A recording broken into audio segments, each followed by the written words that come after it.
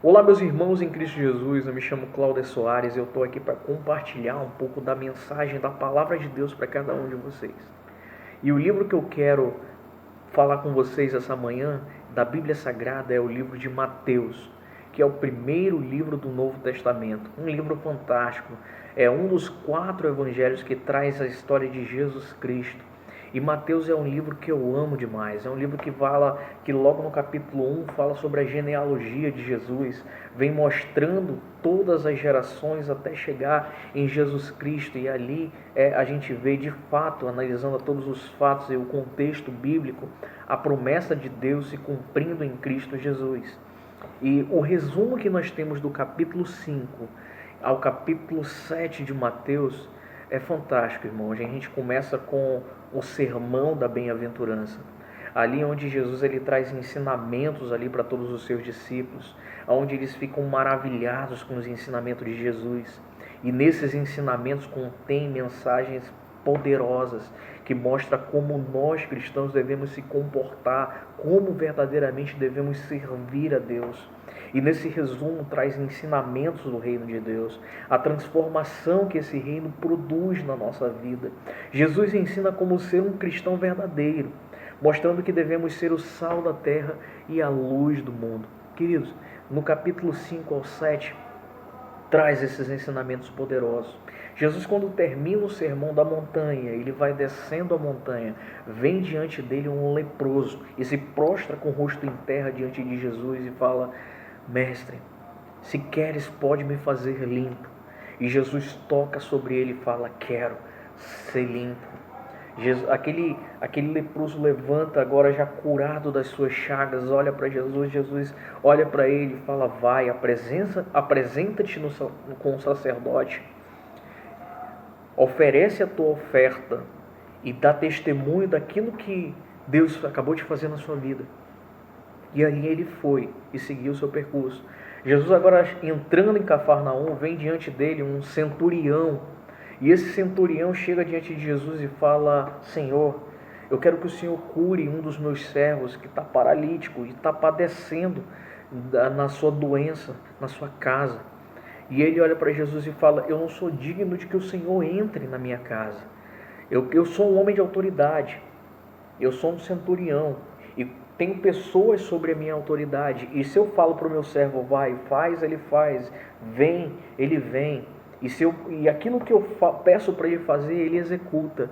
E eu quero somente que com a sua palavra o Senhor venha curar ao meu servo.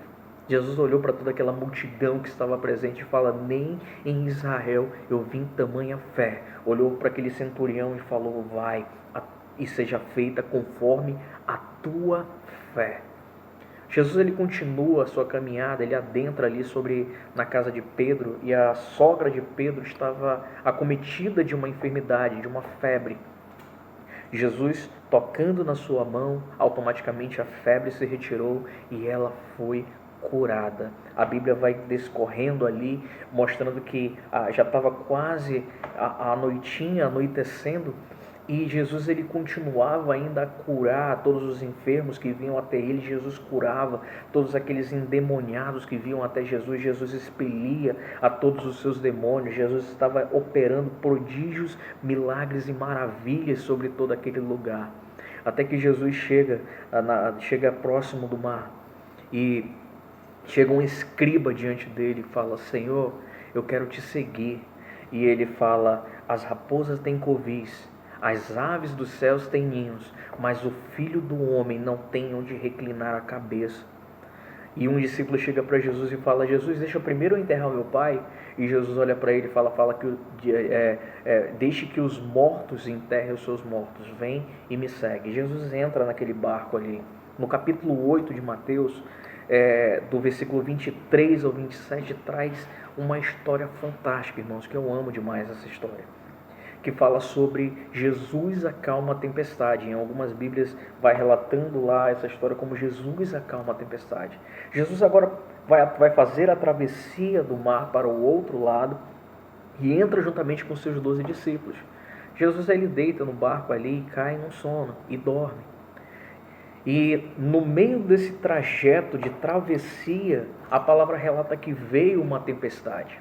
E nessa tempestade o vento começou a ventar forte, começou uma ventania, começou o mar se agitar. E aquele barco agora já estava indo para um lado e para o outro, e as ondas começaram a bater sobre aquele barco, e os discípulos de Jesus se desesperaram. Ali dentro daquele barco, irmãos, tinha Pedro. E Pedro, ele era um pescador. E pescador, irmãos, ele automaticamente conhece a natureza. Ele conhece o mar. E ele respeita a natureza. Ele respeita o mar. Ele não enfrenta o mar. Ele procura se esquivar. E ali Pedro se viu numa situação difícil. Os discípulos se viram numa situação desafiadora, aonde veio neles o medo sobre aquela tempestade. E eles chegaram a Jesus e falaram: Mestre, acorda. Estamos prestes a perecer e o Senhor dorme. Jesus olhou para eles e falou: Homens de pequena fé, por que vocês estão amedrontados? Jesus chegou na frente do barco e repreendeu ao vento, repreendeu ao mar, falou: Vento, aquieta-te, mar, acalma-te. E automaticamente veio grande bonança naquele momento.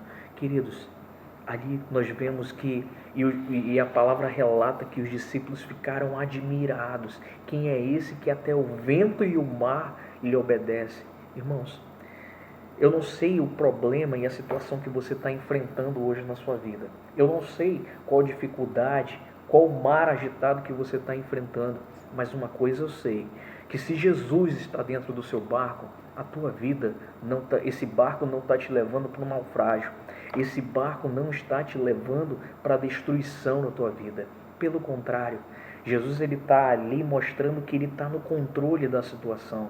Você somente deve ter fé, porque esse vento vai se acalmar, essa tempestade vai passar e vai vir bonança.